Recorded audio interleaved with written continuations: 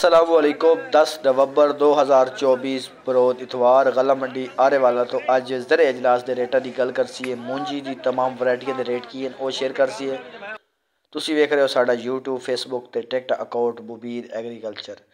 ਅੱਜ ਸਭ ਤੋਂ ਪਹਿਲੇ ਝੋਨੇ ਦੀ ਗੱਲ ਕਰਦੇ ਹਾਂ। ਕਨਾਲ 11-21 ਦੀ ਮਾਰਕੀਟ ਦੇ ਅੰਦਰ ਮਾਸ਼ਾਅੱਲਾ ਕਾਫੀ ਤੇਜ਼ੀ 4800 ਤੱਕ ਮਾਰਕੀਟ ਬਣ ਚੁੱਕੀ ਹੈ। ਇੱਕਾ ਦੁੱਕਾ ਬਾਲ 5000 ਨੂੰ ਵੇਖ ਰਿਹਾ। ਉਸ ਤੋਂ ਬਾਅਦ غلہ منڈی آرے والا 'ਚ ਅੱਜ باجرہ بھی آیا ہوا ہے۔ حالے تک اس باجرہ یعنی کہ نہیں وکیا بولی تے جس ٹائم وکسی پھر کسان بھائیوں گروپ جگہ کر دے سی ہاتھ والا مقامی مال VIP 4350 تو لے کے 4550 تک وک رہے ہیں اج دے دن۔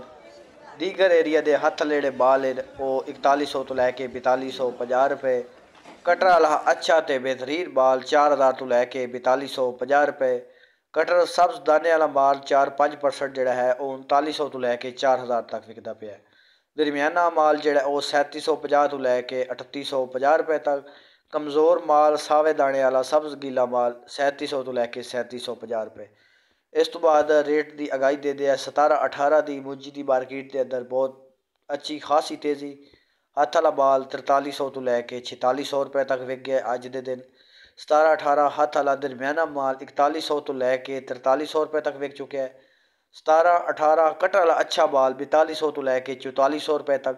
اس تو بعد 11-21 ہاتھ والا VIP مال 4600 تو لے کے 4800 تک وک گیا ہے۔ اس تو بعد 11-21 ایوریج ہاتھ والا مال اج دے دن 4300 تو لے کے 4500 روپے تک مارکیٹ رہی۔ 11-21 کٹر اچھا تے بہترین مال 4200 تو لے کے 4500 تک وک چکا ہے۔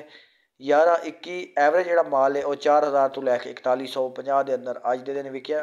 اس تو بعد مکئی پاسنگ مال 3150 تک ٹاپ کوالٹی وکیا ہے۔ ریٹ 3000 تو لے کے 3150 روپے تک اج تک وکیا ہے۔